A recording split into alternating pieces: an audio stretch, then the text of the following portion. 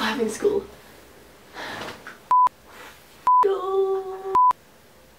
Come on, sure we got something. I'm holding your knee as though we're going out. Sorry, you're not Andrew, I've forgotten. This is another I feel like a king at a throne. Hello lovelies! Today I'm joined with my good friend Grant Hines, who is also a YouTuber and one of my favourite people to sit down and talk stuff with. Today we're going to be talking about school and how to survive those 12 years of your life and how important surviving those 12 years are on your future and of course your happiness. Now Grant and I have had very different experiences of school. Grant, tell me about your school life. School was really hard. It was difficult because I was kind of nerdy and like I just wanted to do like creative stuff and like there were very few people doing creative things, and if you did anything that wasn't again like in the norm, you got made fun of. Yeah. And I went to about 12 different schools. I just didn't like school, so I thought moving schools would help that, and it actually didn't. Did you go to a new school every year? Pretty much, every half year sometimes. That's horrible. I had a collection of school uniforms in my wardrobe, which I probably should have kept because we could have done a school uniform haul. So we're going to chat about the things that we wish people had told us when we were in school. So Grant, what did you personally find hard in school? Well, personally I found bullying quite hard because I used to love comic books and video games. I was in like a school band and I loved being creative. People who weren't like that, or who were jealous, or who felt they didn't understand me would... Because they wanted to be in a school band. Basically. Hey, like being in a band is pretty cool. Yeah, it is. But like people didn't like it for some reason. I can't explain it to you. As a result, they would like take me in the passages and hit my head against the wall. They'd kick me in the corridors. And you don't know that that's not normal. Like at the time, I thought that was normal. You look back and you think how absurdly stupid I was to think that that was okay. It's a form of abuse and it's wrong and it needs to be dealt with. I just so wish that I told someone at the time. Like you know? your parents? Yeah, they would have been able to do something productive and constructive. I'm really sorry, Grant, that that happened. Bullying is one of my worst things in the world.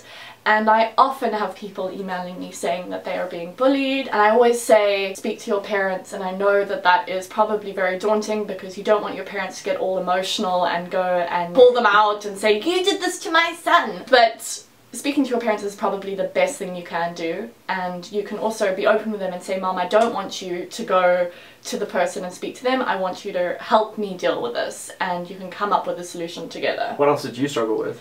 I was bullied, but the other thing that I found very difficult was concentrating. I have ADD, and that was really difficult. I struggled a lot, especially with things like languages. I found comprehension really difficult, and I feel like it would have been really helpful if I'd had Google Translate and things like that. I knew Google Translate was probably around, but I didn't think to use it. And now there are things that are even more helpful, like apps. I've just downloaded HelloTalk, which is the first native language exchange chatting app. Sounds like a mouthful, but it's basically a way to communicate with people from all over the world and to learn languages that they are good in and to teach other people languages that you're good in. So hold on, you're teaching somebody else how to speak English? Yeah, right now I'm teaching this guy who is from Belgium. I'm teaching him to become fluent in English, and he's teaching me very basic French. And the way we do it is we talk to each other, and whatever he says to me, I can actually show him where he got the grammar wrong by correcting what he just said and sending it back to him. And there's also things like a database where you can save any cool words that you've just learned, or phrases, or audio clips. They say that like learning a new language is better when you speak to somebody else. Exactly. And everybody on the app who I've been speaking to and interacting with have been incredibly professional. They're eager to learn and they really want to teach you their language. So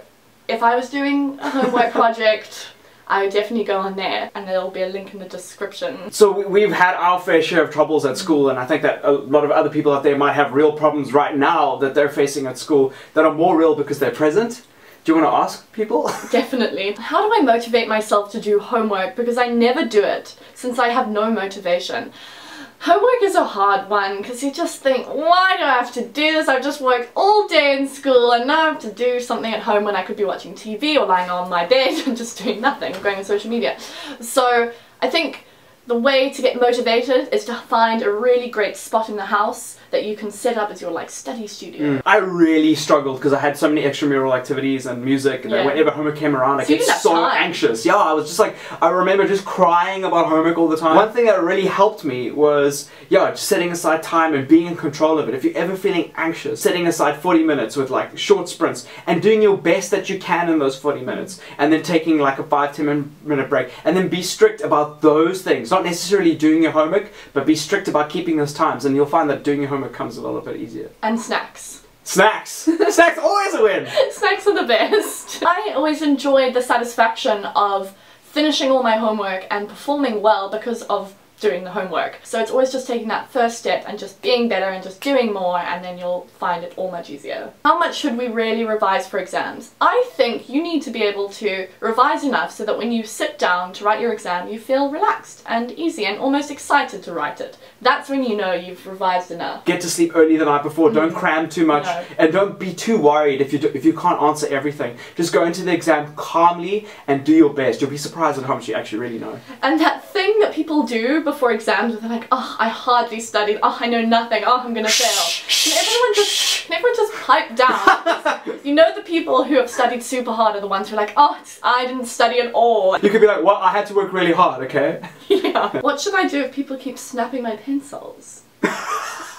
We're not laughing, that's awful. Just get really metal pencils that no one can snap. Yeah, I've kind of got an idea for this one. I feel like if they're snapping your pens, then what you can do is get a sharpener and sharpen both sides, and then you have a pencil that can work on both sides. Or just take chili and rub chili all over it, and when they snap it, their hands will start burning. Yeah, there's all sorts of things. And there'll be tears as to why they're doing what they're doing. Yeah, it's really awful, and they're wasteful, basically. They're wasteful, and they don't need to be touching your property. It's yours. Yeah, and not cool. It's not cool. How do you deal with teachers you don't like? Oh my gosh, there's so many of those on there. People who aren't meant to teach sometimes do, and it's really hindering on the learning process. It depends on why you're upset with this teacher and why that teacher is annoying. That teacher could be completely out of line about something, and you need to report that teacher and get that teacher out there, and just going like, this subject is not limited to this teacher, and you can teach yourself outside of that class if you really want to learn how to do it, and then make sure that you do that, and don't rely on a teacher that's being annoying or is a bad teacher or whatever. And also see your teachers as human beings. Sometimes you see them separately as it's like weird aliens. And if you just see them as human beings, you'll see that they actually have lives, and you can be a little more empathetic towards them. Yeah, and understanding. It's a difficult job. Being a teacher is actually not great. Yeah. So I think just be kind, and if you really don't like that teacher, maybe just change classes. That's what I would do. Change schools. You've got 12 years. School isn't easy. Nobody said it was going to be easy, guys.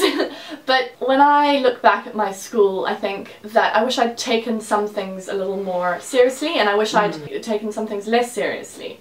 So I think the best thing to do is to live in the moment and enjoy the time while you're there. It is really cool to go to school each day and see your same friends. You know, I find it very hard to see the friends that I used to be in school with that I really love seeing every day nowadays, because we're all scattered around. So there's certain things in school that are really cool that you must just enjoy while they're there. And when there are problems that are arising, the best thing to do is to talk to somebody about them, and to be smart about how you react. Not to go with your first reaction, because it's not always the best.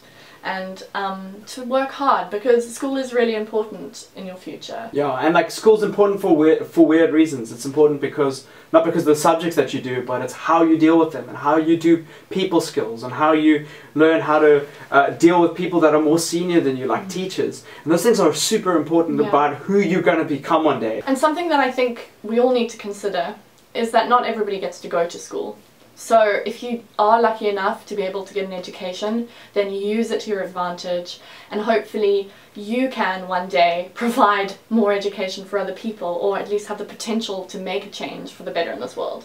That's awesome. Thank you so much, Grant, for being in this video with me. I didn't want to do it alone. And please go check out Grant's channel. He has a really cool YouTube channel. He's all into gaming, and I know that some of you guys are into gaming too. So go check that out. You have a few vlogs on there. Yeah, I do some vlogs, I do some Does a bit of everything. And he's South African, so if you like South African people. Thank you so much for watching. We've had a lot of fun. We'll be seeing you soon. Lots of love. Bye! So what video are we making, Andrew? You came up with the idea. I've previously gone through quite a few of your photos, and I've kept in a lot. I feel like I want to voice my opinions in a public space now. Why would you want to do that? You can also go through mine and like we can actually comment on each other's. So basically we're just going to walk down Facebook memory lane and go back to our awkward selves.